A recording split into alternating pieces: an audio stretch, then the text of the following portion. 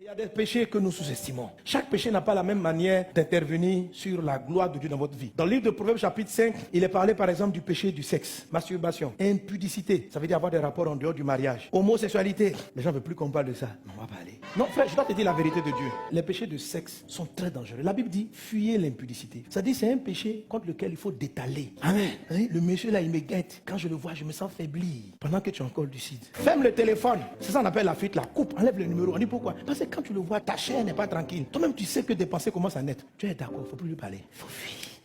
Naturellement, il y a les choses que Dieu vous a données. Mais l'impudicité a le propre de venir enlever ce que Dieu a déjà prédéfini pour vous. Il y a des choses pour lesquelles vous n'avez pas forcément besoin de prier parce que ça va arriver. Parce que c'est écrit que tu dois atteindre ça. Mais ces choses-là, on peut te les arracher. C'est avec l'impudicité que Satan braque ta destinée. Il y a trop de choses. On ne sait pas qu'est-ce qui se passe dans ce temps. Mais Dieu seul sait qu'est-ce que tu peux perdre. Il faut fuir ce péché, je t'en supplie. Il faut fuir l'homosexualité. Lui, il est encore très dangereux. Lui, c'est le péché pour lequel l'enfer arrive sur la terre. Tous les autres péchés, on s'en va en enfer. Mais pour l'homosexualité, l'enfer arrive à toi. Quand Satan est vraiment fâché, il veut détruire quelqu'un, il faut qu'il t'attire vers cet acte qui n'a pas de sens. Et les gens qui rentrent dans ce péché-là, c'est comme s'ils n'ont pas peur de la gloire de Dieu. Et il y a un démon qui leur fait croire que c'est leur nature. C'est pas une nature, c'est une corruption de tes émotions, de tes sentiments. La Bible dit dans le livre de Romains chapitre 1, Dieu les a livrés à des sens reprouvés. Ils éprouvent les hommes pour les hommes, des désirs contre nature, les femmes pour les femmes. Ce n'est pas Dieu qui t'a créé comme ça, c'est un démon qui t'a possédé. Ce sont tes gènes qui ont été corrompus. Je ne sais pas d'où ça vient,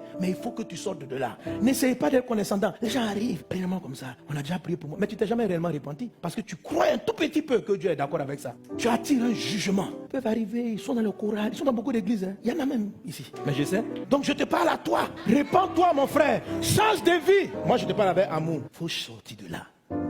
Ce n'est pas facile parce que c'est un démon qui donne l'impression d'être toi. Ça veut dire même quand on prie, c'est rare que tu vas voir un gars comme ça tomber. Vous priez, la gloire de Dieu vient, tout le monde est sous l'onction, aussi sous l'onction. C'est-à-dire qu'ils n'ont pas peur de Dieu. Frère, fuis ce péché. Vous voyez? Donc il y a des péchés comme ça qui vous privent de la gloire de Dieu. Il y a d'autres sortes de péchés. Là, j'ai parlé de l'impudicité. Le mensonge est un péché qui envoie Satan dans tout ce que Dieu a prévu faire. Le mensonge ne peut pas t'arracher ta bénédiction. Le mensonge associe Satan à un projet que Dieu a pour toi. La Bible appelle Satan dans le livre de Jean chapitre 8, le père du mensonge. C'est-à-dire, quand on dit le père, c'est celui qui engendre. Maintenant, s'il y a un père, c'est qu'il y a une mère. La mère du mensonge, c'est celle par qui le mensonge sort de la bouche. Donc tout ce que tu engendres par mensonge, Satan en est le père. Et en tant que père, tu ne peux pas l'interdire de venir voir ses enfants. Si tu bâtis un mariage sur le mensonge, Satan a un droit de regard sur ton couple. Vous vous rencontrez, vous vous mentez. Toi, tu mens à la fille. Elle aussi, elle te ment. Puis vous vous mariez dans le mensonge. Alors ça, vous venez à l'église. Les pasteurs prient pour vous, vous mentez. On dit, vous là, avant de vous marier, vous vous êtes connus. Pasteur, jamais. Jésus est vivant. Tu mens. Et lorsque tu mens, Satan est calme. Mais c'était ton mariage.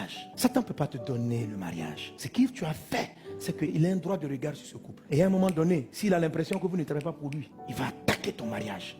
Il va attaquer tes entreprises parce que tu as fait naître des projets dans le mensonge. Il ne réclame pas très tôt. Il attend que ça prenne de l'ampleur. Quand tu commences à vouloir bien faire l'œuvre de Dieu, il va et puis il réclame. Il va dire, Dieu, je m'en part. Dieu dit, mais c'est moi qui l'ai élevé. Oh. Il dit, oh, mais dans l'entreprise, là, telle structure, je suis derrière. Pourquoi tu es derrière? Mais c'est sous mon conseil de mentir. Il a menti sur son âge ici. Ah bon? Je suis le père du mensonge. Dieu, le créateur. Peux-tu me refuser de toucher mon enfant? Sa vie actuelle, je l'ai enfanté en lui disant de mentir. Son couple, il me doit quelque chose dans ce foyer. Frère, c'est pourquoi quand vous arrivez à la phase 6, il faut vous repentir. Tout péché peut être pardonné, mais il faut confesser. Même si tu as menti pour entrer dans ton foyer, Dieu pardonne. On fait des erreurs parce qu'on a peur, parce qu'on a fait des choses, mais il y a la miséricorde. Comment je peux bénéficier de la miséricorde si moi-même j'appelle ce que je fais là, ce n'est pas péché? Tu comprends? Donc même si je demande pardon, je vais recommencer. Mon ami, il faut qu'on mette le doigt sur ce qui est péché pour qu'au moins on puisse se repentir. C'est pas parce que je vais te cacher ça que le ciel te sera favorable. Tu n'es pas exaucé parce que beaucoup de domaines ont été bâtis dans l'impudicité, dans le mensonge. Il y a des gens de péché de la bouche, comme les injures, parler mal. Ça là, c'est un péché qui ferme le ciel. Dieu n'aime pas ça. Quand tu commences à insulter, à parler mal des gens, il y a un procès contre toi. Faites attention à ce qui sort de votre bouche. C'est pour ça que tu n'es pas exaucé. Et il y a des péchés comme ces péchés de parole là, qu'on sous-estime. Il dit, mais moi je vous dis, quiconque se met en colère, même la colère contre son frère mérite d'être puni par les juges. Que celui qui dira à son frère raka, et raka ça veut dire tonneau vide, mérite d'être puni par le Sanhédrin. Et que celui qui lui dira insensé, donc dans ce mot là, vous voyez tout ce qui est bête, il n'y a rien dans ta tête, tout ça, mérite d'être puni par le feu de la géhenne. Alors, vous pouvez imaginer combien de fois la manière dont les frères, les sœurs, vous parlez souvent à vos nounous, combien ça bloque vos prières, vous n'avez aucune idée. Je te dis, il n'y a rien dans ta tête ou quoi? On a mis l'eau dedans, ta bouche la parle mal aux gens. Et après ça, tu arrives au culte. Oh, je t'adore.